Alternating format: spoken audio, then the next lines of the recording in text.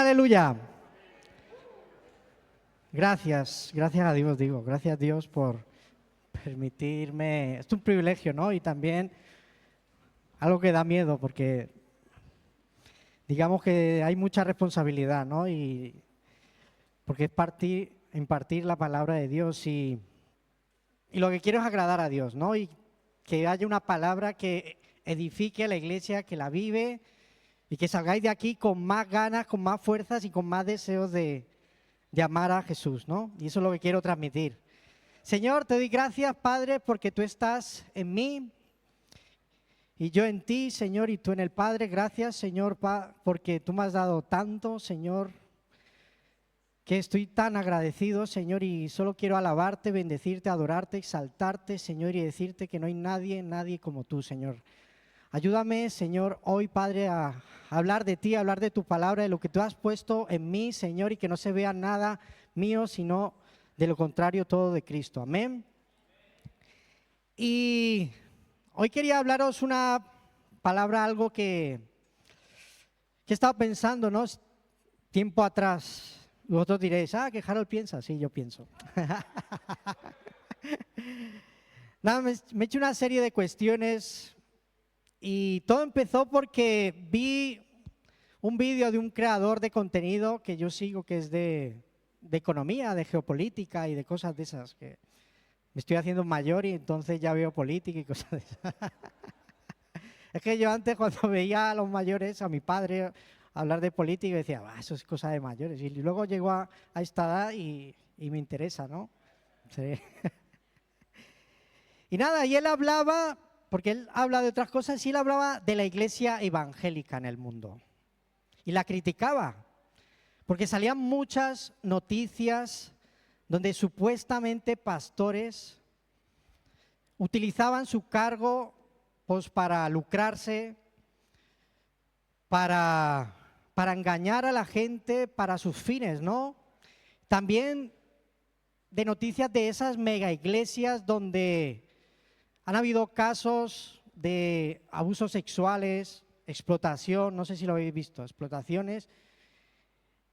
Y este hombre pues la criticaba y criticaba pues y decía que todos los evangélicos eran así, de que también criticaba sus prácticas. Esas prácticas veían imágenes donde la gente saltaba, gritaba, temblaba, se caía. Y yo no digo que a veces pues el toque del Espíritu sea de esa manera, pero lejos de ayudar al inconverso, pues hacía totalmente lo contrario, ¿no? De que rechazaba el Evangelio. Entonces todo esto me hizo preguntarme, ¿por qué no se ve el poder de Dios hoy en día en las iglesias? Y no os equivoquéis, no es que no haya iglesias donde se vea el poder de Dios, pero ¿por qué no se ve más eso? ¿Por qué no se ve ese poder que se veía en la iglesia primigenia? Y es que tiene que ser la iglesia la que tiene que mostrar ese poder de Dios. Somos los encargados de mostrar a la gente el brazo de Dios. Y por el contrario, ¿qué se ve para el mundo en general? Una iglesia dividida, lleno de denominaciones, lleno de sectas.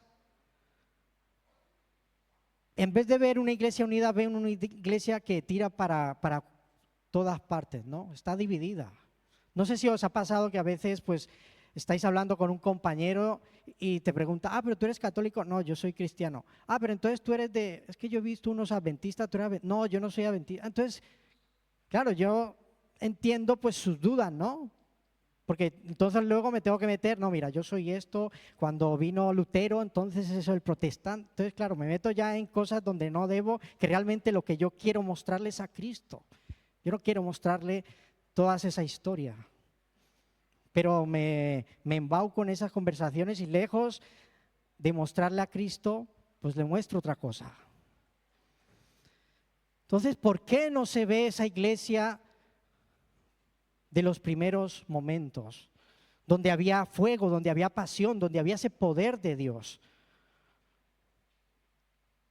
Y yo no digo que no haya grandes siervos de Dios y donde haya iglesias donde se vea, Pero no son solo esa iglesia, y la iglesia no solo son esos siervos y esos grandes hombres de Dios que podemos ver.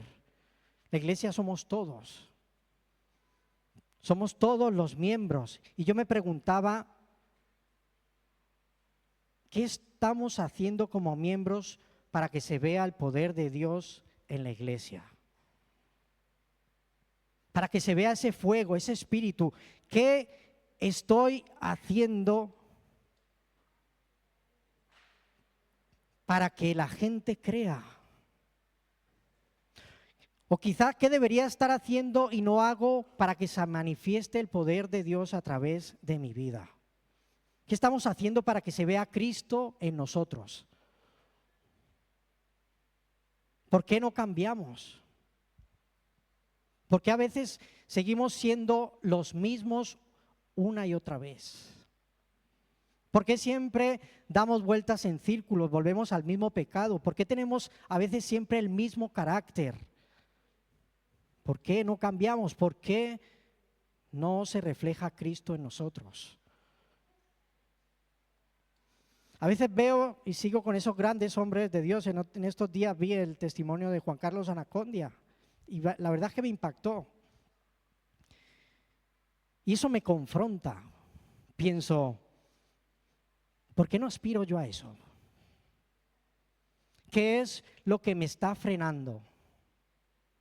¿Por qué no hay más pasión de Dios en mí? ¿Por qué no hay más amor? ¿Por qué no hay más entrega? ¿Por qué no hay más sacrificio? En definitiva, ¿por qué no hay más de Cristo en mi vida? Y lo único que me venía a la mente era porque no tengo fe. Porque no tenemos fe. Y eso es lo que yo quiero compartir. Y vosotros me diréis, Harold, pero si es que yo creo en Jesús, yo creo en Dios, que hay un Dios allá arriba en los cielos. Pero es que la fe no solo es creer en Jesús. La fe necesita ser respaldada con obediencia. Amén. La fe tiene que verse por acciones, si no, nuestra fe está muerta. Está muerta. ¿Qué es lo que dice en Santiago 2:14? No os preocupéis porque lo voy a leer. Y quiero que estéis conmigo, que no os durmáis. Entonces voy a tener una voz así para que no os durmáis, ¿vale? Hermanos míos, ¿de qué aprovecha si alguno dice tiene fe y no tiene obras? ¿Podrá la fe salvarle? Y si un hermano o una hermana están desnudos y tienen necesidad del mantenimiento de cada día, y alguno de vosotros le dice, id en paz, calentaos y saciaos, pero no les dais las cosas que son necesarias para el cuerpo, ¿de qué aprovecha? Así también la fe, si no tiene obras, es muerta en sí misma.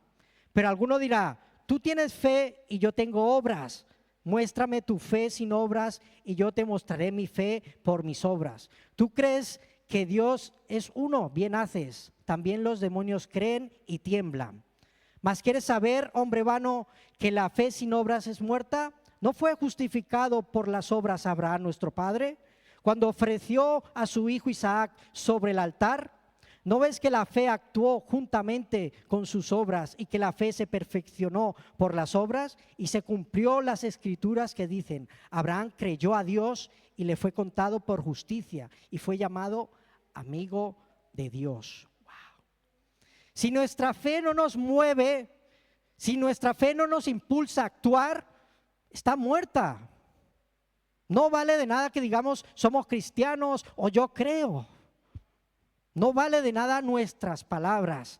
Si nuestra fe no nos impulsa, está muerta.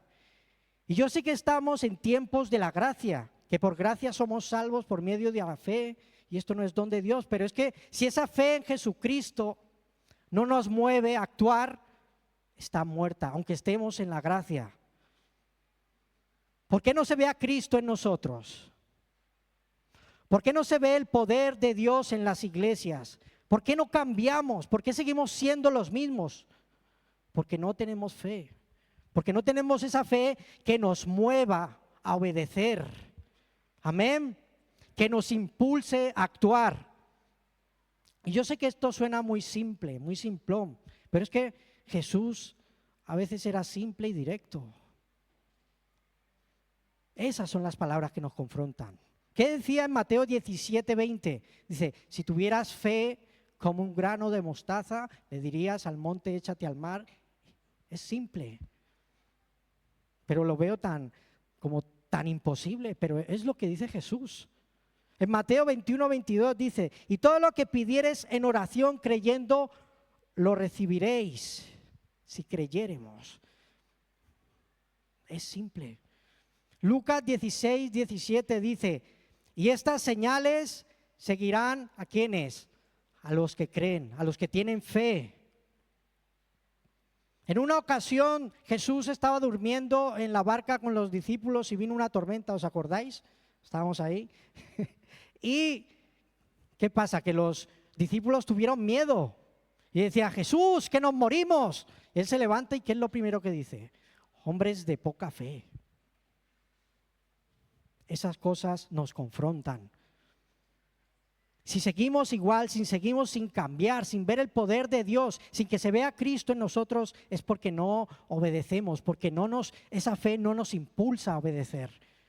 Tenemos una fe estática, vacilante. Creemos a medias. Tenemos el caso de Abraham, el ejemplo. Dice, Abraham creyó a Dios y ¿qué hizo? ¿Se quedó en su sitio? No. Él obedeció. En un momento de su vida, en lo que dice en Génesis 12, él estaba en la tierra de Ur de los Caldeos y se le presenta a Dios en sueños y le dice, vete de tu tierra y de tu parentela y deja a tu padre y a tu madre y vete de tu tierra y de tu parentela y vete a la tierra que yo te mostraré. ¿Él qué hizo? Él cogió y se fue. Se fue sin saber a dónde. A una tierra donde ya estaba habitada. Él no preguntó, él solo cogió todo lo que tenía y se fue. Él obedeció. ¿Y sabes por qué? Porque la fe de Abraham estaba puesta en las palabras de Dios. Nuestra fe tiene que estar fundamentada en la persona de Cristo. La fe no es tener fe por sí misma. No es tener fe en nuestra propia fe. No es decir, como yo tengo fe, pues tengo todo lo que Dios me ve. Si pido todo lo que a Dios, Él me lo dará. No, no es eso.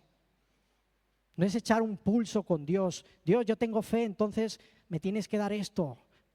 Porque yo tengo mucha fe. No, eso no es fe. La fe ha de estar cimentada ¿en dónde? En la palabra de Dios. En lo que Dios nos habla. Abraham tuvo fe porque Dios le dijo que ofreciera a su hijo en sacrificio y él cogió su burro, cogió a 2 siervos y se fue al monte a sacrificarlo sin preguntar. Él había esperado por tantos años esa promesa de su hijo y lo que primero que le pide Dios es sacrificarlo, pero él no preguntó. Él solo obedeció. Necesitamos una fe que obedezca, una fe que nos mueva, que nos impulse sin preguntar a dónde, porque Dios ya te lo ha dicho. Y eso le fue contado por justicia y fue llamado ¿qué? Amigo de Dios. ¡Wow! Amigo de Dios. Y es que no podemos confiar en quien no conocemos. ¿Tú confiarías en alguien el que no conoces? ¿En alguien con el que has pasado poco tiempo? Tal vez ese es el problema. ¿Cómo vamos a tener fe en alguien al cual no le prestamos tiempo? En cual no estamos con él. Para poder tener fe en Cristo, tenemos que conocerlo. Tenemos que tener una relación íntima con Él.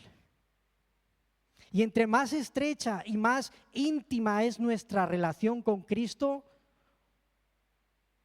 mi confianza en Él, ¿cómo es? Mucho más grande. Amén. Esa fe se aumenta cuando conocemos a Cristo. ¿Por qué? Porque conozco cómo actúa, conozco su carácter, conozco su amor, conozco sus promesas, conozco cómo actuará en cada situación en mi vida. Por eso me da seguridad, me da confianza en Él. Pero si no lo conocemos, esa confianza no se va a formar. Amén. Y puedo a través de Él conocer los tiempos. Me gusta un versículo, siempre lo digo, no sé si siempre lo saco. Juan 15:14 dice: vosotros sois mis amigos y ¿qué? Si hacéis lo que yo os digo, si obedecéis. Vosotros sois mis amigos y hacéis lo que yo os digo. Lo que estamos viendo. Yo no os llamo siervos, porque el siervo no sabe lo que hace su señor. Pero os he llamado amigos, porque os he dado a conocer todas las cosas de mi Padre. Conoceremos los tiempos si somos amigos de Él. ¿Os acordáis de ese versículo en Juan 16? Este no lo he puesto. Que dice: cuando venga el Espíritu de verdad, Él les guiará a toda la verdad, porque no hablará por su propia cuenta, sino que hablará de todo lo que oyere y os hará saber las cosas que han de venir. Él me glorificará porque tomará de lo mío, de Jesús, y os lo hará saber. Os hará saber en los tiempos. Os preparará para esas tempestades, para esos tiempos que vienen, para esas pruebas. Pero solo si ¿qué? Si somos amigos de Dios, si lo conocemos. ¿Cuántos quieren ser llamados amigos de Dios? Yo quiero ser llamado amigo de Dios. No llegar allí arriba y dice: ¿y tú quién eres? No te tengo. Dice: no, yo era amigo de aquel, mira. ¿Quién quiere ser amigo de Dios? Yo quiero tener esa intimidad como la que tenía Abraham. Nos habla en la palabra de que Abraham en una ocasión comió o cenó con 3 personas, 3 varones. Dicen que esos eran la Trinidad: Dios Padre, Dios Hijo y Dios Espíritu Santo. Imaginaos comer con ellos. ¿De qué hablarían? Tener esa intimidad como la tenía Abraham o como la que tenía Moisés. Dice en Éxodo 33:11: y hablaba Jehová a Moisés cara a cara, como habla cualquiera a su ¿qué? A su compañero. En otras versiones dice a su amigo. ¡Wow! Y cuando hablaba con él, ¿qué le pasaba a Moisés? Su cara brillaba. Decía que se tenía que poner un manto porque su cara brillaba al estar en la presencia de Dios, al estar en la gloria de Dios. Amén. Decían que en esos tiempos, cuando el pueblo de Israel estaba de camino a la tierra prometida con Moisés, el tabernáculo estaba a las afueras del campamento del pueblo, y que cuando Moisés se iba al tabernáculo, todo el pueblo salía a su tienda y se quedaba allí, viendo cómo Moisés entraba. Y a veces pienso,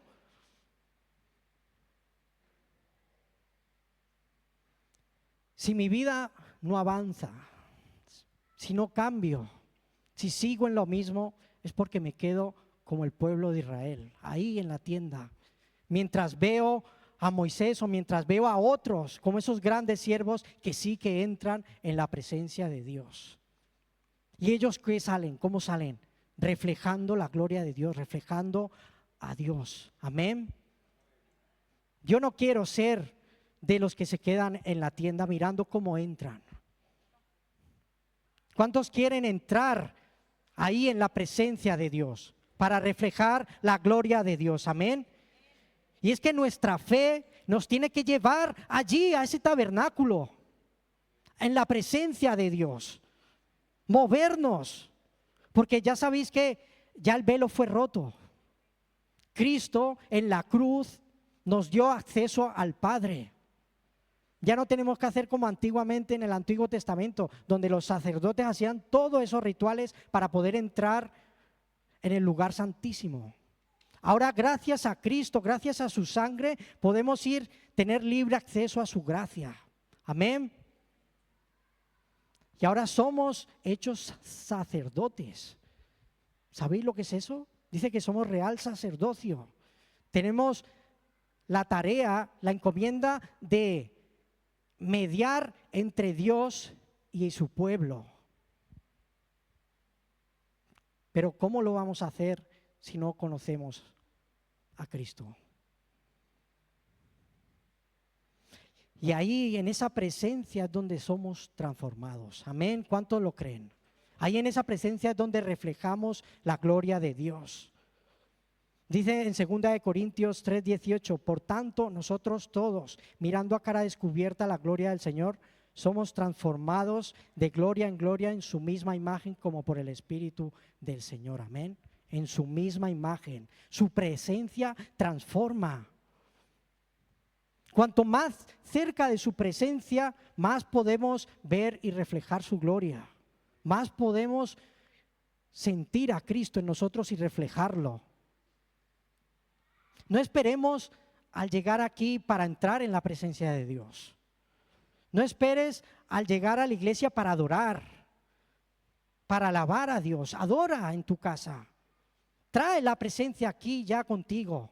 Y todos juntos haremos un fuego y ya veréis cómo las cosas cambian, cómo vamos a ver el poder de Dios en la iglesia. Amén. Adora en tu casa, día a día, en obediencia. No sé si es una canción que dice, mi obediencia es mi mejor adoración.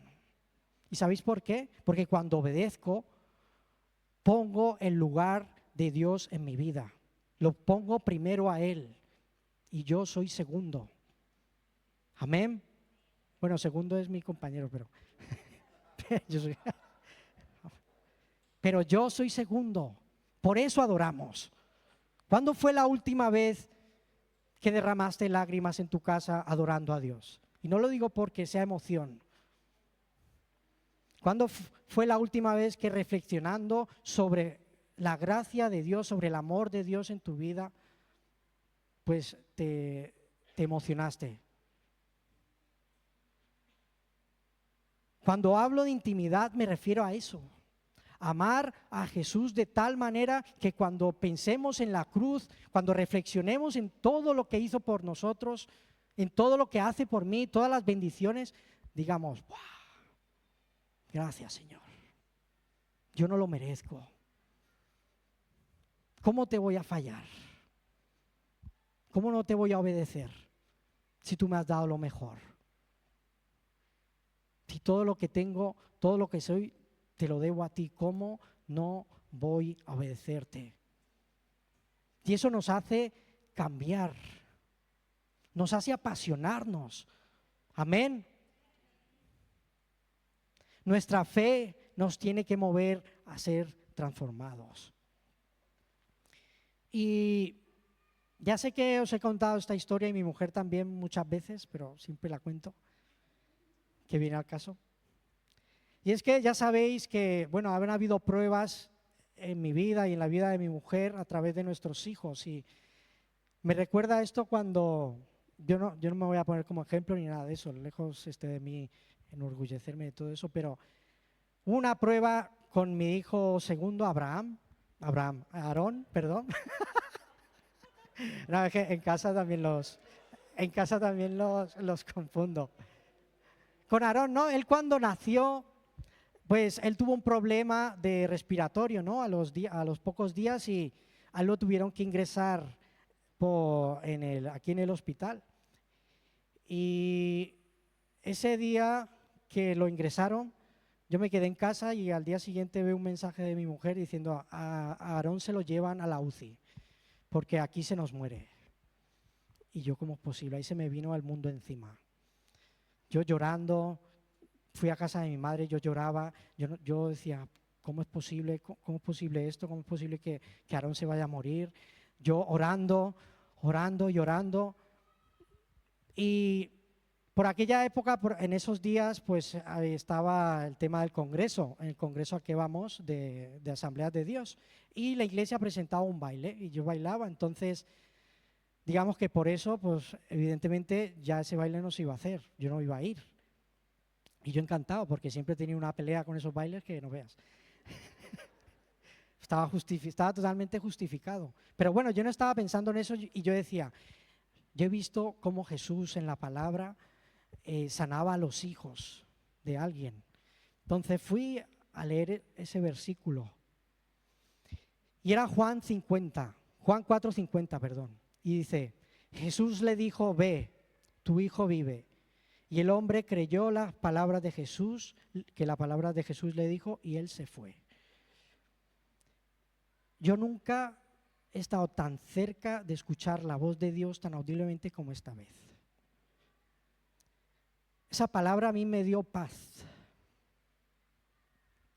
Dije, tengo que ir a bailar, pero si es un baile, Señor. Eso es lo primero que vino. Pero yo sentía paz. Y yo una pelea por dentro, pues es que yo no quiero bailar. Yo no, eso, sí, tú ve. Bueno, luego se llevaron a Aarón. Allí estábamos en la UCI y le dije a mi mujer, mira, sentido que tenemos que irnos. Y bueno, el camino hacia allí fue lo más difícil. Yo decía, pero ¿cómo he dejado a mi hijo ahí solo? Y la verdad que ahí vimos la mano de Dios increíblemente.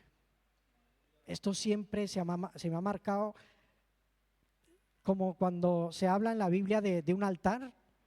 A veces en la Biblia se habla de altares porque con ese altar recuerdas lo que Dios hizo en el pasado. Y siempre que pasas por ahí, lo ves y recuerdas, Dios me ha ayudado. Eso se me hizo a mí un altar, porque yo vi ahí la mano de Dios. Cuando llegamos allí en el baile, luego miramos y resulta de que Aarón había mejorado. Era la mano de Dios. Y conforme pasaban los días ya estaba recuperado. Y eso fue gracias a Dios. Y lo que vengo a decir es que cuando obedeces, Dios es fiel. Cuando obedeces, las cosas empiezan a ser transformadas. Amén. Y cuando me refiero a intimidad, me refiero a eso, a pasar esas experiencias con Cristo. Porque esto lo que hace es que se hace una unión entre tú y Dios, entre tú y Jesús. Que eso me ha ayudado siempre a afrontar en el futuro las cosas con otro carácter. Yo siempre he sido miedoso, inseguro, pero he sentido como Dios me hacía alguien seguro, pero alguien seguro en Él, no en mí mismo, porque yo no soy nadie. Ya sabéis también la prueba de Miriam y todo eso, pero bueno, que para los que no saben, pues también tuve otra hija y esa hija pues nació con un problema en el corazón. Bueno, no voy a entrar. Que en toda esa prueba yo sentía paz. Ahora miro para atrás, recuerdo atrás y me da miedo pasarlo, pero en aquel momento tuve paz. Y todo es porque sé quién está conmigo. Sé en quién está puesta mi fe. Y quiero que eso no cambie. Y tengo temor de que en el futuro me pasen cosas y yo no esté con Cristo. Y ahora entiendo qué es el temor de Dios. El temor de Dios no es el miedo a Dios. El temor de Dios es el miedo a estar sin Dios. Yo no quiero estar sin Él. Porque yo sé que esto es egoísta, porque con Dios estoy mucho mejor. Pase lo que pase, aunque pase por las aguas, aunque pase por el fuego, aunque pase por... Si estoy con Dios, ahí es donde voy a estar mejor. Amén. Y en su presencia somos transformados. Veréis, pienso que hay un cambio de mentalidad ahí fuera. Hace poco escuché una noticia de que hay cada vez más jóvenes que creen, no digo en Dios como tal, sino que creen en lo espiritual. Que ya la ciencia y la filosofía ya no dan respuesta a esa generación. Entonces buscan en lo espiritual. La gente ahí fuera cada vez ve la maldad no como algo normal del hombre, sino como algo espiritual. Las guerras, lo que ha pasado es que yo también me voy por muchos temas, con lo de Jeffrey Epstein, no sé si lo habéis visto, lo de la élite satánica. Hace poco, conversando con un compañero, me decía, si es que parece que se ven los hilos de alguien que gobierne a los que gobiernan. Y yo le decía, efectivamente, El que gobierna este mundo es el príncipe de las tinieblas. Y si ahí está Satanás, pues la gente va a Dios. Y yo le decía eso a mi compañero. Pero veo ese cambio de paradigma. Hay cada vez más creadores de contenido que hacen contenido de Dios, que llegan a mucha gente. Y lo que quiero decir con esto es que hay jóvenes y personas que necesitan una iglesia que sea el fiel reflejo de Cristo. Esa gente ahí fuera necesita a una iglesia donde se vea a Cristo, donde no se nos vea a nosotros. Amén. Como dijo Jesús, id y hacer discípulos. Y un discípulo es un aprendiz que se va a convertir como su maestro, que da los pasos que da su maestro. Y yo ahora te hago una pregunta, ¿tú estás dando los pasos de tu maestro? Cuando vengan esas personas, ¿a quién van a ver en ti? ¿Te van a ver a ti? ¿O van a ver a Cristo? ¿De quién van a aprender? ¿De ti o de Cristo? Como decía Pablo, ser imitadores de mí como lo soy yo de Cristo.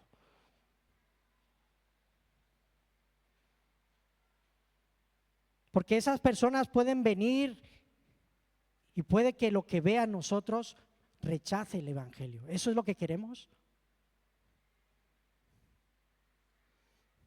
¿Cómo está tu vida? ¿Cómo está tu matrimonio? ¿Cómo está tu hogar? ¿Cómo están tus relaciones con los demás? ¿Eso refleja a Cristo o te refleja a ti? ¿Es un caos o por el contrario hay paz? No podemos estar en un eterno proceso. ¿Cómo llevas tu gritería? ¿Cómo llevas tu maledicencia, tu amargura, tu orgullo? No, lo estoy luchando, está en proceso. No podemos venir a adorarle, a levantar las manos, a orar y decir que estamos en la presencia de Dios cuando seguimos siendo los mismos. Como decía la pastora Loida en su última predicación, o eres orgulloso o eres humilde, no hay término medio. O eres una persona paciente y mansa o eres irascible y con gritería, pero no estás en el medio. No puede salir de nosotros que agua dulce y agua amarga. ¿Cómo está nuestra vida? ¿Se va a reflejar Cristo en nosotros? Es momento, con esto termino, de ser transformados, de ir siempre a la presencia de Dios. Y reflejar ¿a quién? A Cristo. Es momento de cambiar. Es momento de que se vea a Cristo en nosotros. Y cuando pase eso, vamos a ver el poder de Dios en la iglesia. Amén. Pero mientras no tengamos una fe que obedece, no lo vamos a hacer. Tenemos que ponernos en marcha. Impulsar, tener esa fe que nos impulse a avanzar, que nos impulse a luchar, que nos impulse a que se vea Cristo en nosotros. Y con esto iba a terminar, pero he sentido que no voy a cantar, ¿eh?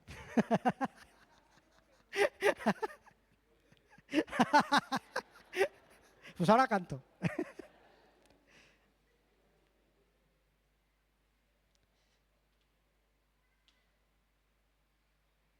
Dice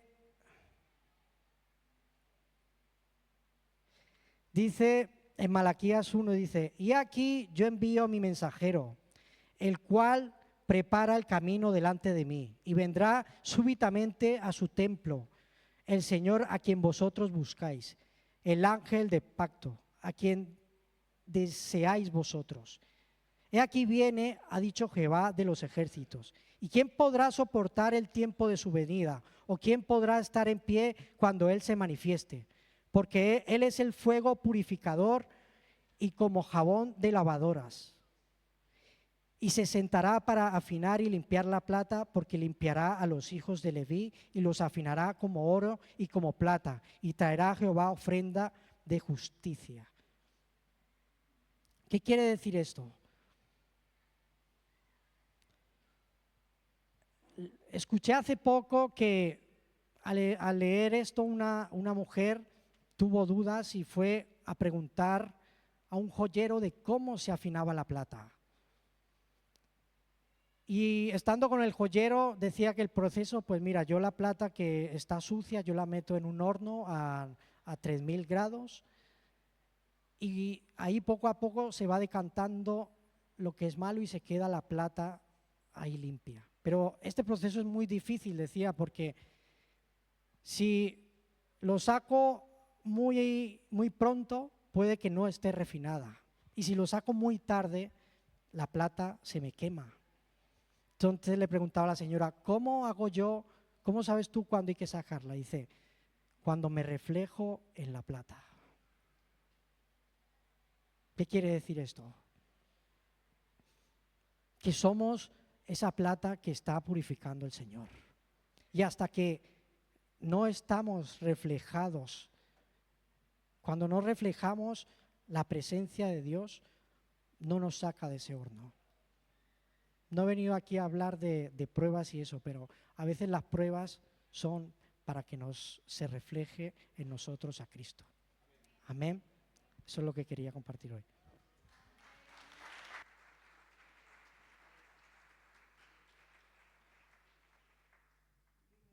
Y me despido de las redes, un fuerte abrazo y que sepáis que valéis mucho para Dios.